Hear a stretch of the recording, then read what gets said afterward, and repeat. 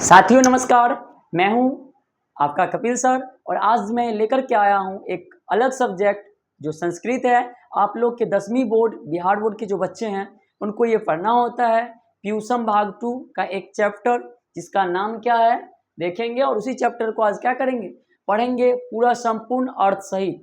और आज से आप लोग को संस्कृत जो भारी लग रहा होगा ना वो पूरा इजीली लगने लगेगा। ये सब्जेक्ट पर पूरा श्लोक पढ़ेंगे, उसका अर्थ पढ़ेंगे, उसके बाद उसका ऑब्जेक्टिव क्वेश्चन करेंगे, सब्जेक्टिव क्वेश्चन करेंगे, कैसे बोर्ड में पूछा जाता है ये बताएंगे और आपको इजीली 90 प्लस 95 प्लस मार्क्स आप लोग लाने वाले हो। तो वीडियो में बने रहिएगा, देखिएगा क्या है। सो चैप्टर का जो नाम है बच्चा वो है हमारा मंगलम। क्या है? मंगलम। चैप्टर है मंगलम, ठीक ना, जो आपके फर्स्ट चैप्टर में पढ़ना है। क्या ये? तो एक प्रार्थना है ना, जिनका नाम है महर्षि वेद व्यास जी। ये प्रार्थना ना भगवान से, ईश्वर से प्रार्थना करते हैं, उसी को लिख दिए हैं। ठीक, तो इसके मंगलम पाठ के लेखक कौन कह सकते हैं हम लोग? महर्षि वेद व्यास जी बोल सकते हैं। और संकलित है, कभी कभी क्वेश्चन ये पूछ देता है कि जो मंगलम पाठ है कहाँ से लिया गया है, अर्थात यह कहाँ से संकलित है, तो हम लोग बोलेंगे कि उपनिषद से लिया गया। कहाँ से लिया गया? ये उपनिषद से लिया गया। कहाँ से लिया गया? ये उपनिषद से लिया गया। इसे आप लोग गांठ बांध के याद कर लीजिए। ठीक सर, इसमें मंत्र कितना पढ़ना है तो जानेंगे। मंत्र या वेद पूछ भी सकता है। मंगलम पाठ में कितना मंत्र पढ़ना है, कितना वेद पढ़ना है? तो 5। कितना पढ़ना है? 5। कितना पढ़ना है? 5। और उसी 5 को हम लोग अभी अर्थ सहित जानेंगे। ठीक, और कभी कभी ये क्वेश्चन आ जाता है कि उपनिषद से जो लिया गया है उसमें कितना है संख्या, उपनिषद की कुल संख्या कितना है? तो 108 है। कितना है? 108। सर तो देखिए, मंगलम के लेखक हमारे महर्षि वेद व्यास जी और लिए गया उपनिषद से, तो उपनिषद के लेखक कौन हो सकते हैं आप बताइए? तो उपनिषद के भी लेखक कौन होंगे हमारे? यही महर्षि वेद व्यास जी होंगे। महर्षि, ये भी क्वेश्चन आता है, ध्यान रखिएगा इसको। महर्षि वेद व्यास जी इसके लेखक है।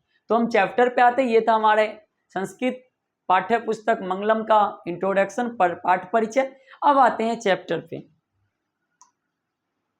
तो देखिए, सबसे इसमें पहले ही बता दिए कि मंत्र 5 पढ़ना है, वेद 5 पढ़ना है, जिसको हम कहते हैं, या फिर श्लोक बोल सकते हैं। ये 5 पढ़ना है। इसका फर्स्ट है, फर्स्ट, ये हमारा फर्स्ट है, पहला नंबर है, पहला नंबर, ठीक ना। इसको जानेंगे क्या है श्लोक, सुनिएगा और देखिएगा आप लोग सामने।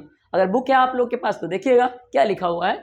हिरण्मयेन पात्रेण सतस्पीतम मुखम, हिरण्मयेन पात्रेण सतस्पीतम मुखम, तत्पुष्पावरी सत्य धर्माय दृष्टे, तत्पुष्पावरी सत्य धर्माय दृष्टे। तो पहले हमने बताया है कि ये प्रार्थना है। क्या है? ये प्रार्थना है। हमारे महर्षि वेद व्यास जी भगवान के सामने प्रार्थना करते हैं, ईश्वर से प्रार्थना करते हैं हाथ जोड़ करके कि हे ईश्वर, हे भगवान, हे भगवान, हे प्रभु, सत्य का जो मुख है, सत्य का जो मुख है, सत्य का जो मुख है सोने जैसा आवरण से ढका हुआ है। आजकल जो सत्य है ना वो भ्रष्टाचार में बदल गया है। ऐसा प्रतीत होता है कि सोने जैसे आवरण से वो ढक गया है। सत्य धर्म की प्राप्ति के लिए उस आवरण को हटा लीजिए। तो भगवान से महर्षि वेद व्यास जी प्रार्थना करते हैं, आग्रह करते हैं कि हे ईश्वर, आपका जो सत्यमय दृष्टि है, आपका जो सत्य है वो पूरी तरह से मिट चुका है। ऐसा प्रतीत होता है कि किसी सोने जैसे आवरण से ढक गया है। पुनः उसी सत्यमय दृष्टि के लिए आप उस आवरण को हटा लीजिए। तो ये था हमारा पहला श्लोक और उसका अर्थ। और बाबू ये लिया कहाँ से गया है, कौन सा उपनिषद से? तो याद रखिएगा ये लिया गया ईशावास्य से लिया गया। कहाँ से लिया गया है? ईशावास्य से लिया गया। कभी कभी ऑब्जेक्टिव में आ जाता है। कहाँ से लिया गया है? ईशावास्य से लिया गया। नेक्स्ट श्लोक देखेंगे हम लोग, दूसरा श्लोक। ये हमारा 2 नंबर का श्लोक है। 2 नंबर श्लोक है। ये सर क्या है देखेंगे आप लोग ऊपर में, मैं बोलता हूं आप लोग देखिएगा। दूसरा श्लोक क्या है? अनोन्यान महत्वमयान। क्या है सर? अनोन्यान महत्वमयान अतमस्य जंतो निहर्तो गुहायाम, अतमस्य जंतो निहर्तो गुहायाम, पश्यति वीत को धातु प्रसाद मनी महात्मना, पश्यति वीत को धातु प्रसाद मनी महात्मना। अर्थात इसका अर्थ देखेंगे, इसका अर्थ देखेंगे। क्या अर्थ है बच्चा? अर्थ देखेंगे तो फिर से जो हमारे महर्षि वेद व्यास जी हैं, जो लेखक हैं, वो भगवान के सामने प्रार्थना करते हैं और कहते हैं हे ईश्वर, हे प्रभु, हे भगवान, मनुष्य के हृदय रूपी गुफा में अणु से भी छोटा और महान से भी महान आत्मा विद्वान है। मतलब हमारा, हम लोग का जो छोटा सा गुफा है ना, हृदय रूपी गुफा है ना, उसमें से क्या है बउआ, छोटा से छोटा और महान से महान एक आत्मा रहती है, एक आत्मा रहती है, एक आत्मा विद्यमान है। विद्वान शोक रहित होकर उस श्रेष्ठ परमात्मा को देखता है और उसी आत्मा के कारण हम पूरे संसार को देख पाते हैं, पूरे संसार को देख पाते हैं। ये हमारा दूसरा श्लोक है। फिर से देख लीजिए एक बार श्लोक क्या है। अनोर्नियान महतो मयान आत्मस्य जंतो निहर्तो गुहायाम पश्यति वीत शोको धातु प्रसाद मणिमात्मना, अर्थात हम लोग के शरीर में जो हृदय रूपी गुफा में एक आत्मा है, उसका आकार सूक्ष्म से सूक्ष्म और महान से महान है, और इन्हीं आत्माओं के कारण हम इस पूरे संसार को देख पाते हैं। ये था सेकेंड नंबर। अब देखेंगे थर्ड, ये हमारा तीसरा श्लोक है। कौन सा है? तीसरा श्लोक है, इसको देखते हैं। तीसरा श्लोक सर क्या है? तो तीसरा श्लोक भी सुनिएगा, समझिएगा। तीसरा श्लोक क्या है? सत्यमेव जयते नानिर्तम, सत्यमेव जयते नानिर्तम सत्यन पंथा वित्तो देवयाना यन्न कर्मा हाप्त कामा यत्र तत्सतस परम निधानम। ये तीसरा श्लोक फिर से वही बात महर्षि वेद व्यास जी भगवान के सामने प्रार्थना करते हैं और कहते हैं, हे ईश्वर, हे भगवान, सत्य की जीत हो। सत्यमेव जयते अर्थात सत्य की जीत हो, झूठ की नहीं। हमेशा हमेशा किसकी जीत होनी चाहिए? सत्य की जीत होनी चाहिए, झूठ की नहीं। सत्य से ही देवलोक का रास्ता प्राप्त होता है। ऋषि लोग देवलोक को प्राप्त करने के लिए उस सत्य को प्राप्त करते हैं जहाँ सत्य का भंडार है। अगर किन्हीं लोग को, किन्हीं ऋषि लोग को जाना है, भगवान को प्राप्त करना है, तो क्या करते हैं वो लोग? सत्य को प्राप्त करते हैं जहाँ पे सत्य का भंडार है। समझे? तो ये हमारा है तीसरा श्लोक। तीसरा श्लोक है। तीसरा क्या है सर? सत्यमेव जयते। देखे लिखे हुए देखते होंगे आप लोग, कोर्ट कचहरी में, थाना में। मतलब क्या होता है? सत्य की जीत हो, कोई झूठा व्यक्ति नहीं जीतना चाहिए। तो दूसरा वाला ये जो सेकेंड था, ये लिया गया हमारा कठोपनिषद से लिया गया। कहाँ से लिया गया है? कठोपनिषद से लिया गया। इसको आप लोग याद रखिएगा, ठीक। और तीसरा जो अभी बताए हैं, ये हमारा लिया गया मुंडक से लिया गया, यानी मुंडोपनिषद से लिया गया, मुंडक से लिया गया। इसको भी आप लोग ध्यान दीजिएगा। अब हमारे पास आया है चौथा श्लोक है। ये हमारा कौन सा है? चौथा।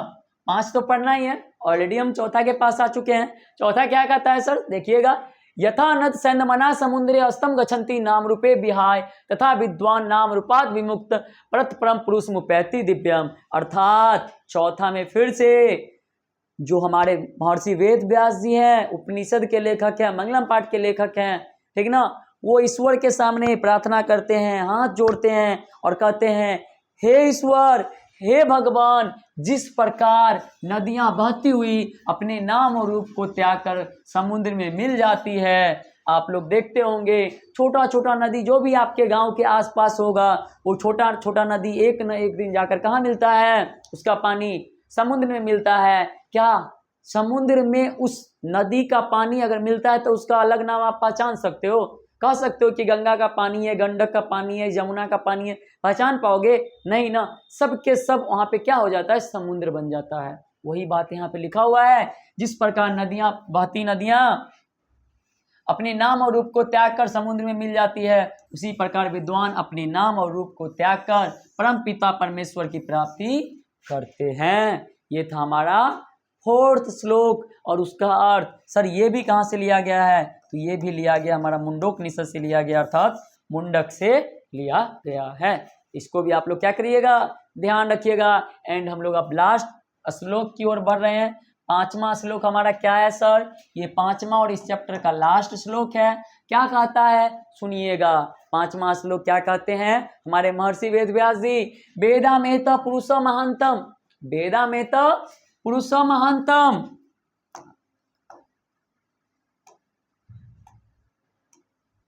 वेदा में तो पुरुष महानतम आदित्य वर्णतम सप्रस्तात् तमेव विद्वामेति मृत्वामेति नन्य पंथा वित्तीय अन्याय। फिर से इस श्लोक में फिर से प्रार्थना करते हैं हमारे महर्षि वेद व्यास जी भगवान के सामने और कहते हैं, हे ईश्वर, हे भगवान, मुझे ही महान पुरुष परमात्मा जानो। जो प्रकाश स्वरूप में अंधकार के आगे है, उसी को जानकर मृत्यु को प्राप्ति किया जाता है। इसके अलावा दूसरा कोई मार्ग नहीं है, अर्थात आत्मज्ञान के बिना मोक्ष की प्राप्ति संभव नहीं है। संभव नहीं है। तो एक बार फिर से देख लीजिए क्या लिखा हुआ है, मुझे ही महान पुरुष यानी परमात्मा को जानो, परमात्मा को जानो जो प्रकाश स्वरूप में अंधकार के आगे है, अंधकार के आगे प्रकाश स्वरूप में है, उसी प्रकार जानकर मृत्यु को प्राप्त किया जाता है। इसके अलावा दूसरा कोई मार्ग नहीं है, दूसरा कोई रास्ता नहीं है, अर्थात आत्मज्ञान के बिना मोक्ष की प्राप्ति संभव नहीं है। यही हमारा आज 5 का 5 श्लोक वेद मंत्र, उसका श्लोक सहित और अर्थ मैंने सारा बताया। उम्मीद है, आशा है, विश्वास है कि आप लोग को इसमें थोड़ा भी प्रॉब्लम नहीं होगा। अब इसके नेक्स्ट वीडियो जो आएगा उसमें आपको ऑब्जेक्टिव का प्रैक्टिस करवा दिया जाएगा, उसका नेक्स्ट जो आएगा सब्जेक्टिव का प्रैक्टिस करवा दिया जाएगा। आपको कोई समस्या, कोई दिक्कत, कोई प्रॉब्लम नहीं होगा। तो बहुत बहुत धन्यवाद। अगर आप अभी तक बने हुए हैं तो ज़्यादा से ज़्यादा आप लोग शेयर किया कीजिए। हम लोग नए हैं, अभी शुरुआत किए हैं। बहुत बहुत धन्यवाद आप लोग का।